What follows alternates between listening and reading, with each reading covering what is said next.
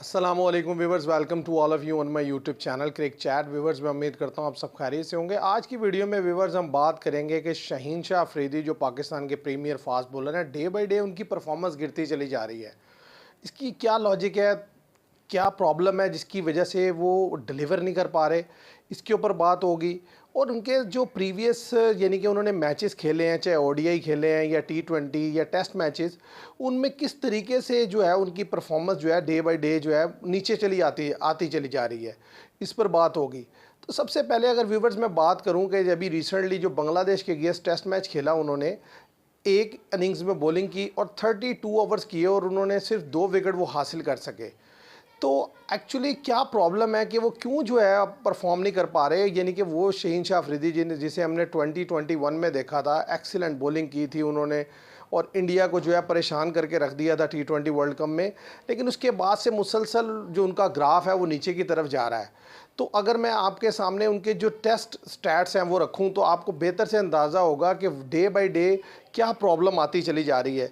2021 की अगर बात की जाए व्यूवर्स, तो उन्होंने 9 टेस्ट मैचेस खेले जिनमें 17 इनिंग्स में उन्होंने बॉलिंग की, 47 विकेट्स लिए उन्होंने, 292 ओवर्स उन्होंने किए पूरे साल में और एवरेज रही उनकी 17.06 की। मतलब 2021 वो साल था जिसमें उन्होंने 17 की एवरेज से टेस्ट में विकेट्स ली, 47 9 मैचेस में 47 विकेट्स ली।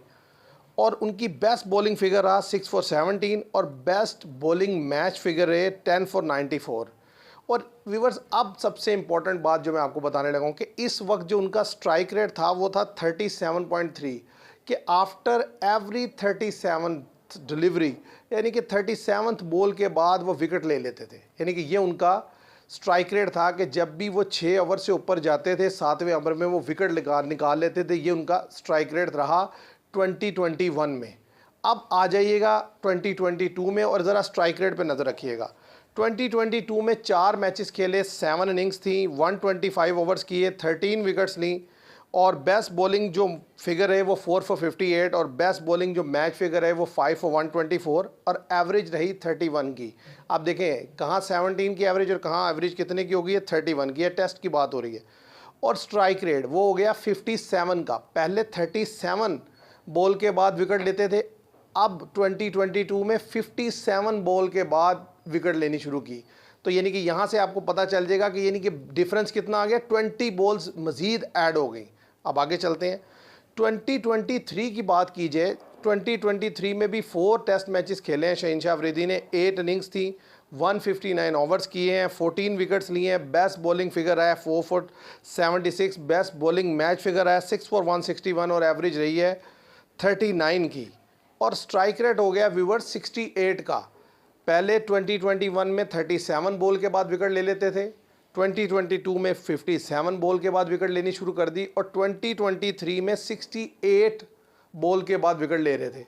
और जब 2024 आया, इसमें भी एक ही टेस्ट मैच खेला है, 32 ओवर किए और इसका जो स्ट्राइक रेट रहा बांग्लादेश के खिलाफ वो 94, यानी कि 94 बॉल्स के बाद उन्होंने विकेट ली।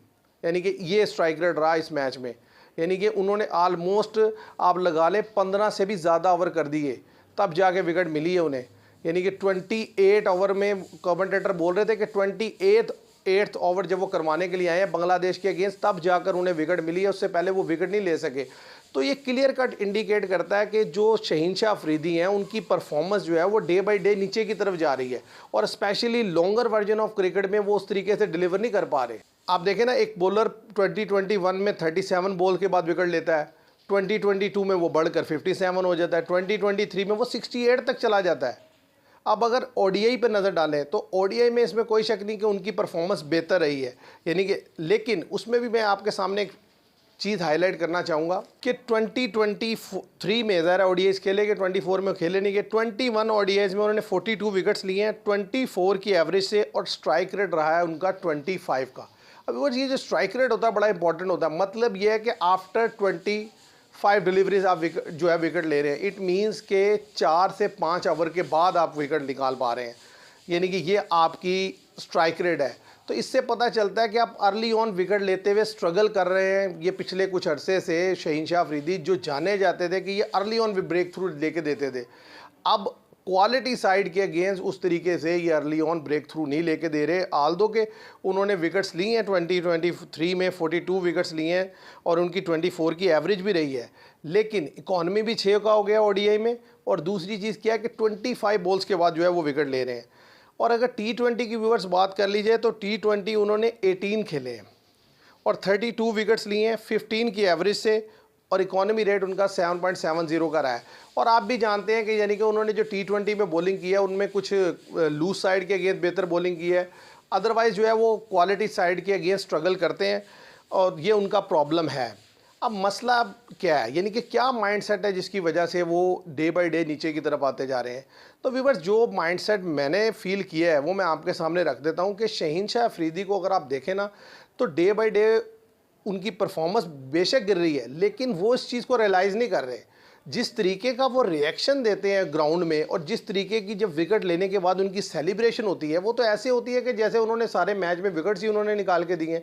अब बांग्लादेश वाले मैच में 28 ओवर जब वो कर रहे थे तब उन्होंने पहली विकेट ली है, कमेंटेटर भी बोल रहे हैं। और जिस तरीके का उनका रिएक्शन था आफ्टर टेकिंग अ विकेट कि वो जी अपने जो उनका बेटे की पैदाइश हुई है उसको वो डेडिकेट कर रहे थे वो विकेट, तो बड़े खुश, बड़ा मतलब मैच के एज आ फादर आप खुश हैं, अच्छी बात है, लेकिन मैच के सिनेरियो से तो आपका खुश होना बनता ही नहीं है कि 28 ओवर आपने बॉल किया फिर जाके आप एक विकेट निकाल सकें। तो आपको तो बड़ा नज़र नीचे करके आना चाहिए था कि यार बस मिल गई, मतलब आपके चेहरे पे शर्मिंदगी होनी चाहिए थी कि 28 ओवर के बाद जाकर आपको विकेट मिल रहे हो। वो उछल रहे हैं, इधर से उधर दौड़ रहे हैं। तो बात ये जो माइंडसेट प्रॉब्लम है ना उनका, कि उन्हें समझ ही नहीं आ रही कि वो नीचे डाउनफॉल हो रहा है उनका।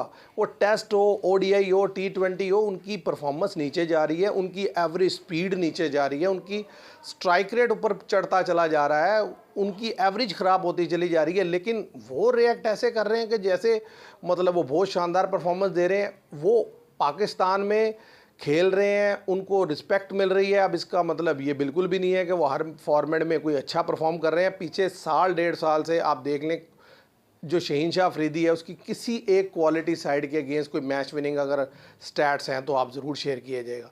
तो मेरा ख्याल है सबसे ज़रूरी चीज़ जो है ना वो शहीनशाह अफरीदी की काउंसलिंग है। उन्हें यह समझाना है कि भाई आप अपनी गेम पर फोकस करें, आप हीरोइज़म पर फोकस ना करें।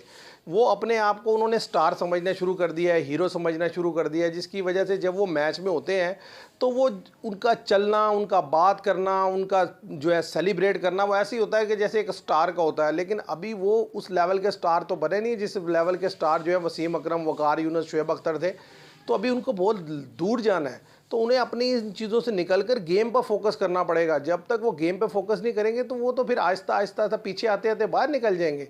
तो ये मेरा तो उन्हें ये मशवरा है कि उन्हें चाहिए कि वो अपनी गेम पर फोकस करें और अपने जो माइंडसेट है उसे चेंज करें, यानी कि पॉजिटिव माइंडसेट के साथ जाएं, मैच में विकेट्स लेने के लिए जाएं, बजाय ये कि 28वें ओवर में विकेट मिल रही है, आप उछले चले जा रहे हैं, आप शॉट डाले चले जा रहे हैं। तो इसका मतलब है आपको तो रियलाइजेशन ही नहीं हो रही कि भाई आप गलती पर हैं, आपको से विकेट नहीं निकल रही। तो आप तो बड़े खुश हैं कि कोई बात नहीं जी लास्ट में विकेट लिए। तो सबसे बड़ा प्रॉब्लम यहाँ माइंड का प्रॉब्लम है, इसको ठीक होना ज़रूरी है। तो व्यूअर्स, ये थी मेरी उनके ऊपर डिस्कशन। मैं उम्मीद करता हूँ आपको पसंद आएगी। पसंद आए तो वीडियो को लाइक कीजिएगा, शेयर कीजिएगा और चैनल को सब्सक्राइब कीजिएगा। Thank you.